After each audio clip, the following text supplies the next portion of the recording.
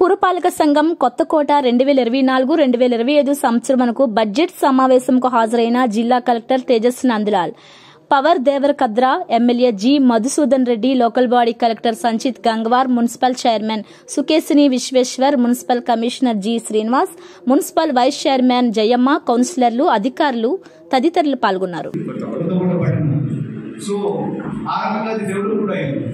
Develop అయింది. ప్రజల సౌకర్యాల డిమాండ్ బాగా పెరిగింది, ఆ పూర్త ఎక్కువ ఉంది. సో అది మనం సాటిస్ఫై చేయాల్సి ఉంది.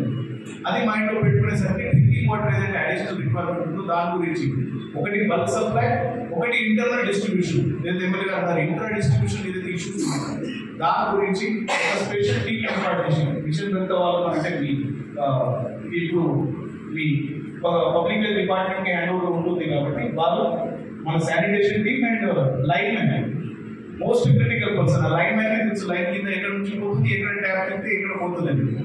ఉంకే సార్ ఉంకే మీ ప్రాపర్ వార్డ్ వారీగా మీరు యాక్షన్ ప్లాన్ తీసుకోండి.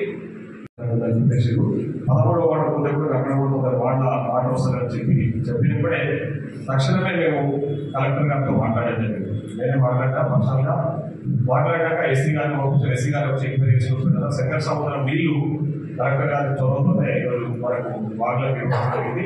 దానికోసం అని చెప్పేసి మేము తప్పకుండా ప్రజల తరఫున మీకు ప్రత్యేక తెలియజేస్తాము.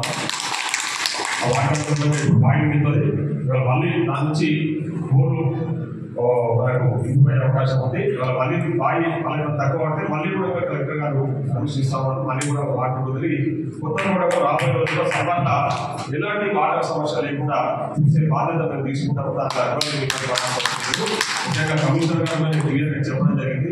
కొత్తకోటల పాపులేషన్ దాదాపు 20,000 పైసలు పాపులేషన్ పెరిగారు కాబట్టి దాని ఇబ్బందికరంగా ఉన్నారు. ఎందుకంటే వాటర్ లేకపోతే ఏదైనా మౌలిక వసతులు ఏమి ఇబ్బందులు ఏమి తక్కువ నడిచిపోతుంది కదా. వాటర్ అనేది చాలా